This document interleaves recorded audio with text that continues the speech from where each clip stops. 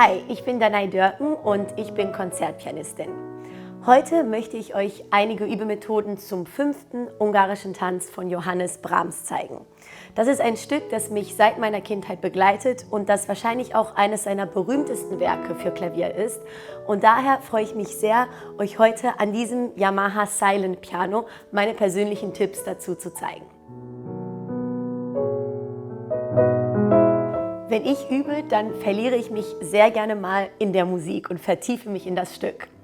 Ich habe die Erfahrung gemacht, dass es mir dabei sehr hilft, wenn ich mich selber aufnehmen kann und damit eine Art objektivere Perspektive einnehme, wie ein Zuhörer oder wie ein Klavierlehrer, der in dem Moment nicht im Raum ist.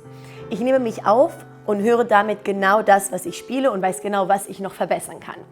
Hier auf diesem Yamaha Silent Piano kann ich das dank der Smart Pianist App sehr gut machen, denn ich nehme genau das auf, was ich spiele und kann es mir später anhören. Dafür muss ich einfach nur auf Record drücken und kann dann das Stück spielen und es mir gleich anhören.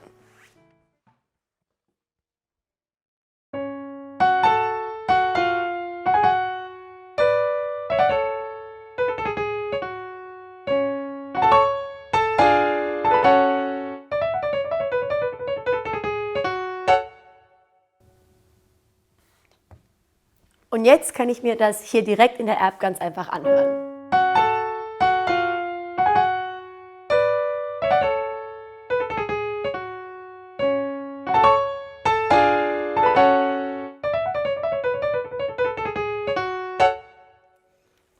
Und wenn es mir gut gefällt und ich die Interpretation gut finde, dann kann ich das abspeichern und es bleibt in der App und ich kann zu einem späteren Zeitpunkt noch einmal reinhören. Anhand der Aufnahmen kann ich dann an technisch anspruchsvollen Passagen, wie zum Beispiel dieser hier, besser üben und weiß auch besser, was ich da genau verbessern muss. Normalerweise mag ich es sehr gerne, bei technisch schwierigen Passagen mit Kleinteiligkeit zu arbeiten. Ich versuche sie zu unterteilen in kleine, übersichtliche Teile, an denen ich dann genauer üben kann. In diesem Fall haben wir immer Vierergruppen von Sechzehnteltönen. Daher nehme ich mir eine Vierergruppe, die erste, und spiele diese ganz langsam. Und dann kommt die folgende, die zweite Vierergruppe, und diese spiele ich schnell. Und so mache ich im Wechsel immer weiter.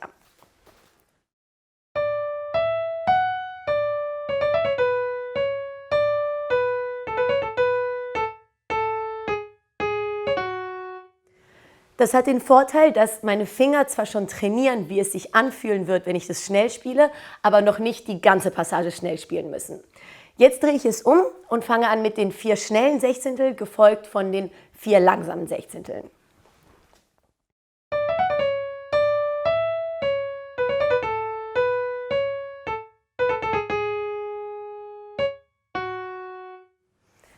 Die nächste Übung geht einen Schritt weiter. Ich nehme wieder diese kleinen Teile der Sechzehntelpassage, aber dieses Mal unterteile ich sie in 2 und 6 Sechzehntel.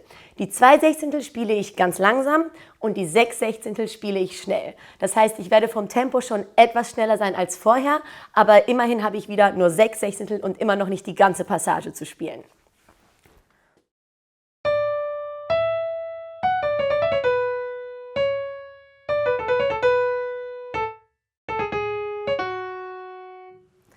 Und genau wie vorher werde ich es jetzt auch wieder umdrehen und habe die 6 schnellen Sechzehntel gefolgt von den 2 langsamen Sechzehnteln.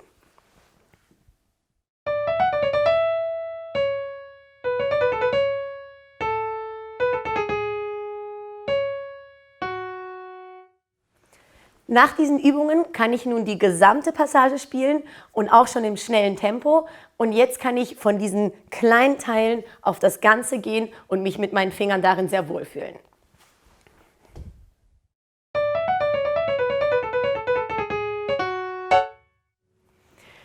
Die andere technisch etwas unangenehme Stelle in diesem Stück sind die Arpeggien. Es gibt eine Stelle, da spielen 2 Hände parallel nach oben Arpeggien und die klingt so.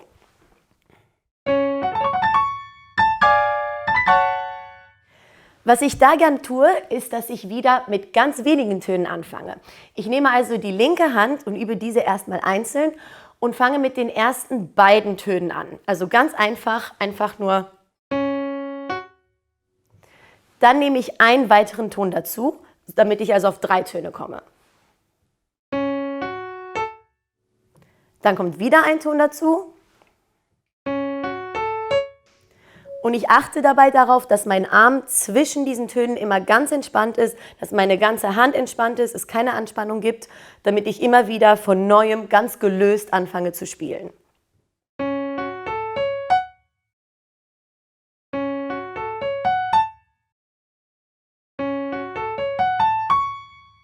Bis ich dann oben am höchsten Ton angekommen bin.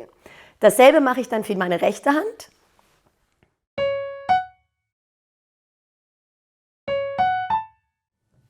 Dazwischen nehme ich mir so viel Zeit, wie ich brauche, bis ich ganz sicher bin, dass alles entspannt ist.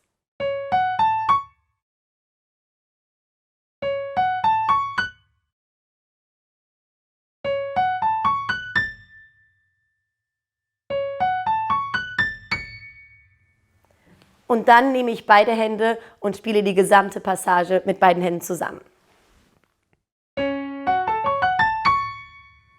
Und hier kann ich dann auch langsam das Tempo steigern, bis ich in meinem persönlichen gewünschten Tempo lande.